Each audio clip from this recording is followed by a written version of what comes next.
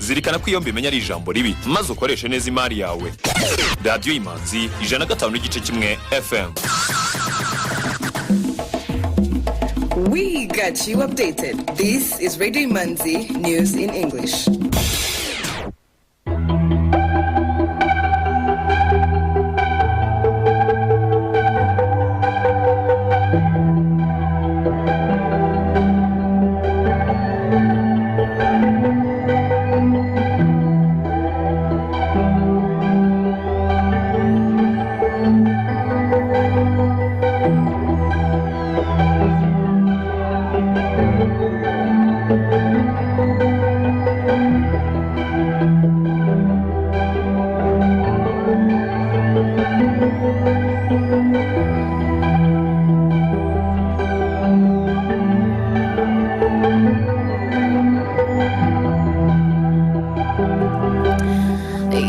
Tuned to Radio Imanzi, broadcasting from Kigali.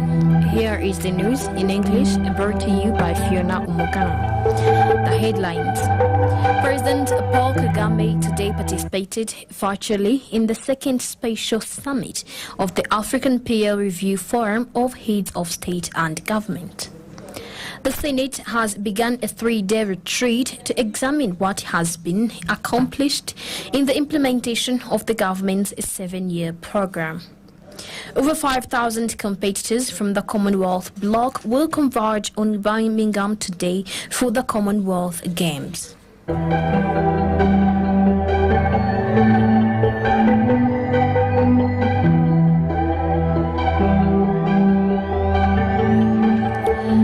Welcome back. Now, news in detail. President Paul Kagame today participated virtually in the second special summit of the African Peer Review Forum of Heads of State and Government, chaired by President Julius Maada Bio of Sierra Leone. The president commended Kenya for completing the peer review process, saying it demonstrates once again the relevance of the African peer review mechanism as a tool to support each other. Allow me to commend Kenya for completing the peer review process. This demonstrates once again the relevance of the African peer review mechanism as a tool to support each other, to improve governance and economic opportunity on our continent. The report's analysis of the vibrancy of potential of Kenya's pharmaceutical industry is particularly interesting given the African Union's growing focus on pandemic resilience and domestic health financing. I thank the APRM Secretariat, led by Professor Maloka, as well as the panel of eminent persons for the careful work that has gone into these reviews. Let me also take this opportunity and moment to congratulate President Uhuru Kenyatta as he concludes his mandate. Dear brother, thank you for your distinguished service, not only to Kenya, but also to East Africa and Africa as a whole. We look forward to many more years of fruitful collaboration.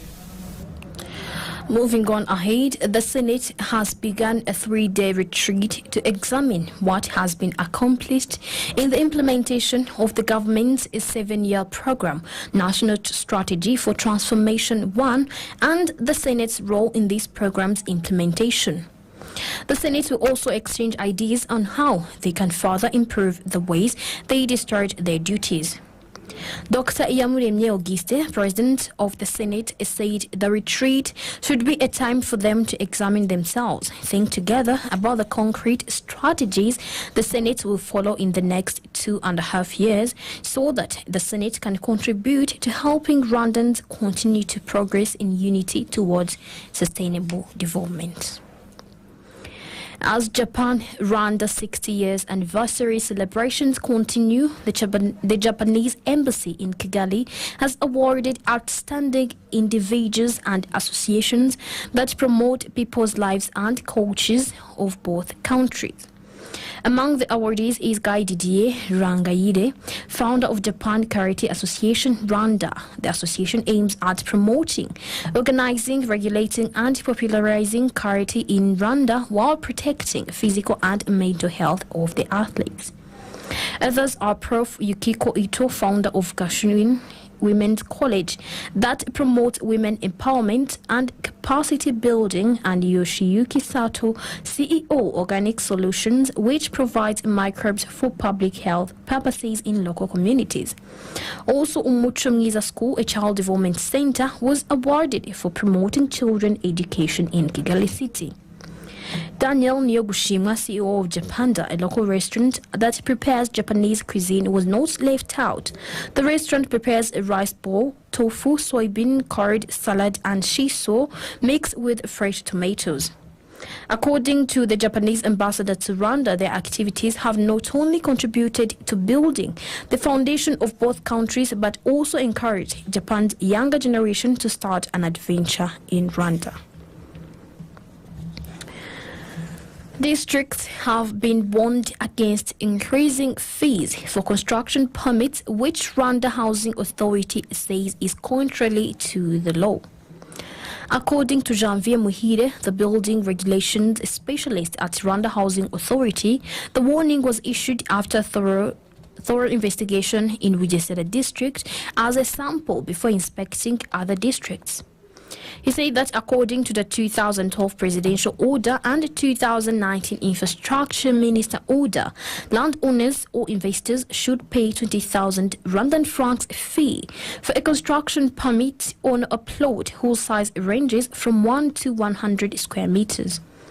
A fee of 40,000 Rwandan francs should be paid for a construction permit on a plot whose size is between 100 and 500 square meters, while 60,000 Rwandan francs has to be paid on a plot that exceeds 500 square meters.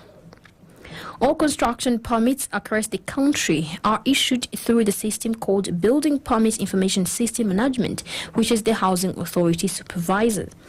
However, he noted a recent probe discovered violations of the recommendation fees. By investigating through the system and on the field, they realized that districts misinterpreted and misused the law, which triggered complaints from people. He said that the districts were charging a construction permit fee per each house in a plot, yet the fee should be charged on the plot irrespective of the number of structures on that land. He said the problem is not just in Bugesera, saying that in the near future they will release a report with a national outlook. Residents of Kigali City say they are eagerly awaiting the completion of the Kigali Centralized Sewage System project, which will help improve the wastewater system. The overall objective of the Kigali Central Sewage project is to improve collective sanitation services through consumer connection to a networked sanitation service within the city of Kigali, along with the construction of a wastewater treatment plant. This will enhance the public health resilience of the city whilst also protecting the environment of Kigali water catchments and the Nyabarongo River, which discharges to the Akagera River and further to Lake Victoria. The government made last year secured 96 million euros, a 96 million euro loan, approximately 98 billion, from the African Development Bank and the European Investment Bank. Breaking down the cost, the Minister of Infrastructure, Clever Gatete, told Parliament last year that the project will be funded with 45 million euros from the European Investment Bank and 43 million euros from the African Development Bank and an additional 8 million euros from the government. According to the Ministry of Infrastructure, the government has an ambitious target to reach 100% access to sanitation services by 2024.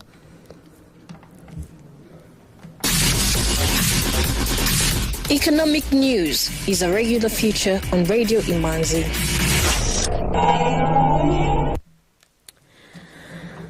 Now the Rwanda Stock Exchange Market Report. The trading session recorded its total turnover of 73,330,000 Rwandan francs worth of bonds traded in 2 deals on the fixed income market, while the equities market remained quiet.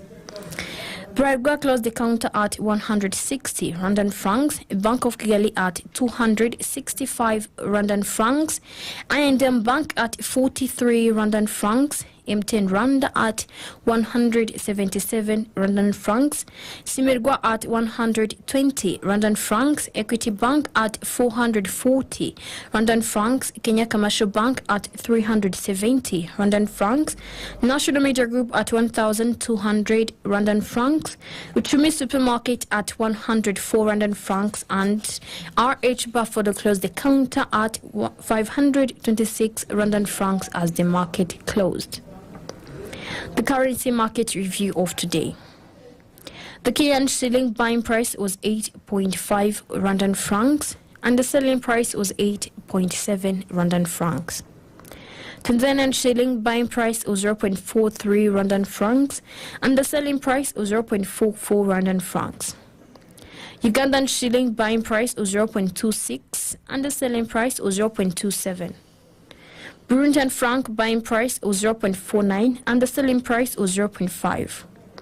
The US dollar buying price was 1,018 and the selling price was 1,038.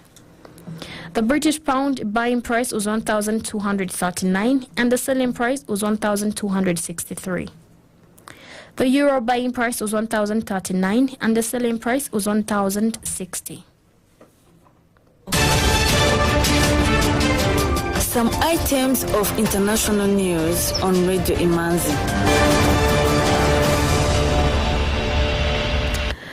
Over 5,000 competitors from the Commonwealth bloc will converge in Birmingham today for the Commonwealth Games. Challengers will look to make history in an event that previously saw Tanzania's Philbert Bayi break a 1,500-meter record in 1974 that still stands today, launched the career of a 7-time gold medalist weightlifter who would later go on to become president of Nauru, and introduced the world to a then 15-year-old human dolphin called Iron Top. This will be the biggest sporting and cultural event ever held in the city, featuring thousands of world-class athletes and over 1 million spectators. African nations opened climate talks in the Mozambican capital Maputo to identify their priorities and come up with a common position ahead of the United Nations Climate Summit in Egypt in November. The meeting is jointly organized by the United Nations, African Union, African Development Bank, and the civil society organization, the Pan-African Climate Justice Alliance. The talks come as the continent has grappled with devastating cyclones in the south and now faces a debilitating drought across the east and Horn of Africa. Botswana has become the second nation in the world after Eswatini to reach landmark UN goal towards eradicating AIDS, researchers said, in what health experts hailed as stellar results. The country has met the so-called 95-95-95 target on HIV diagnosis, treatment and viral suppression several years early, according to a study published ahead of the 24th International AIDS Conference, which opens in Montreal, Canada tomorrow. About 1 in 5 people in Botswana live with the virus, one of the highest rates in the world, according to the UN AIDS Agency. The agency wanted 95% of HIV-positive people to know their status, 95% of those diagnosed on medication, and 95% of those under treatment to show signs that the virus is being suppressed in their blood by 2025. But the study led by Botswana's health ministry found the country had already made or surpassed all three thresholds with a 95, 98, 98 score. The global average in 2020 was 84, 87, 90.